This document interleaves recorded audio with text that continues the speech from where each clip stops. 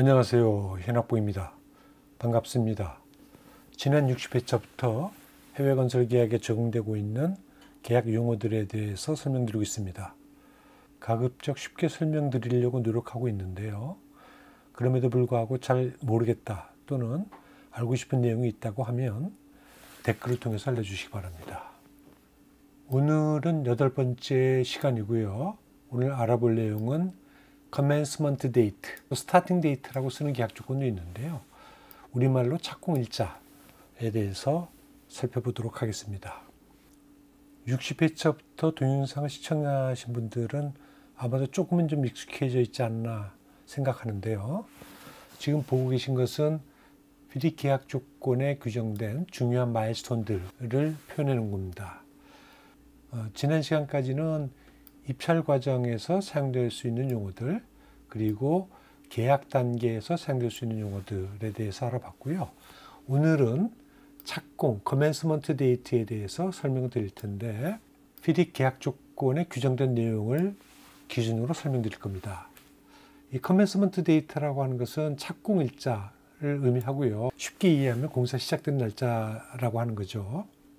NEC 계약 조건에는 starting date라고 하는 표현을 쓰고 있고, AIA 계약 조건에는 date of commencement 이렇게 달리 표현하고 있습니다.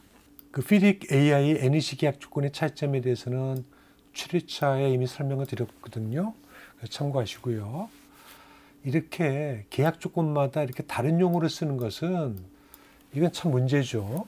그렇지 않아도 머리가 아픈데 계약 조건마다 이렇게 다 다른 용어들을 사용하고 있다. 머리가 더 아파지는 겁니다. 이러한 문제는 이제 저작권, 지적재산권과 관련이 있는데, 아무리 그렇다 하더라도 국제건설 계약에 적용되고 있는 이런 용어들이 다름으로 해서 고통받는 그런 사용자들을 좀 배려를 했으면 좋겠습니다. 뭐 배려를 해달라고 해서 배려가 되는 건 아니겠지만, 계약 조건을 만들고 있는 단체들, 이런 조직들 간에 큰 틀의 합의를 좀 해서 이 사용자들이 뭐 다 같이 할 수는 없겠지만 그래도 중요한 그런 용어들에 대해서는 좀 통일을 하는 것이 어떨까 하는 생각을 합니다. commencement date는 착공일자를 얘기하죠. 근데 여기를 보시면 지난 시간에 말씀드렸던 계약이 성립되는 일자하고 착공일자가 다르게 되어 있는 것을 알 수 있죠. FIDIC 계약 조건이 이제 달리 규정하고 있는 건데요. 계약에 따라서는 이 계약이 성립된 일자부터 착공으로 인식하는 그런 계약이 있을 수 있고요. 또는 어떤 특정한 날짜를 착공일자로 규정하는 그런 계약도 있을 수 있을 겁니다. 그러니까 계약에 따라 틀릴 텐데, FIDIC은 이 commencement date 착공일자를 계약이 성립된 날, letter of acceptance가 발급된 날로부터 40일 이내에 정해질 수 있도록 이렇게 규정하고 있습니다. 그러면 어떤 게 좋은 거냐? 이거는 뭐 호불호가 있겠지만 우리가 고민해 봐야 될 건 뭐냐면, 계약이 성립되고서 막바로 착공이 가능한 거냐. 여러 가지 준비가 필요한 기간들이 있을 거예요. 그러니까 시공사 같으면 이제 현장에 현장 사무실도 설치를 해야 되고, 또 현장의 업체들 만나고 서플라이어들 이런 그 자재나 설비와 관련돼서 또 계약을 해야 될 거고요. 하청 계약도 준비를 해야 될 거고요.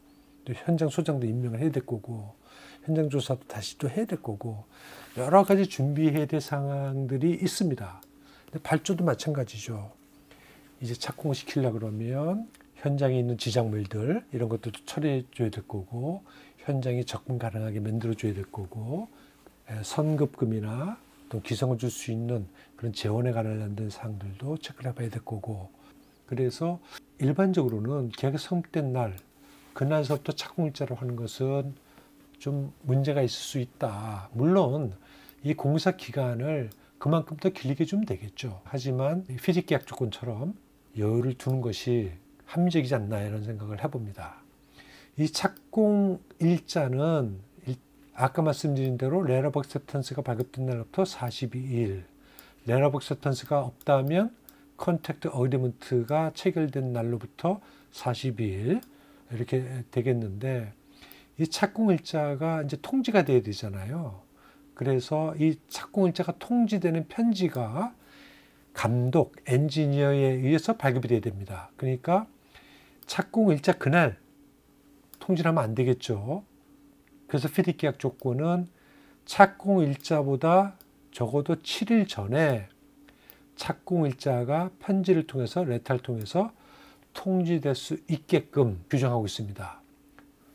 자, 문제는 이 커맨스먼트 데이트가 FIDIC 계약 조건에 따르면 42일 이내, 레터 오브 액셉턴스가 발급된 날부터 42일 이내에 이루어져야 되는데, 만약에 이 40일 이내에 착공이 되지 못하는 상황이 발생했다. 이런 경우 어떻게 될 거냐.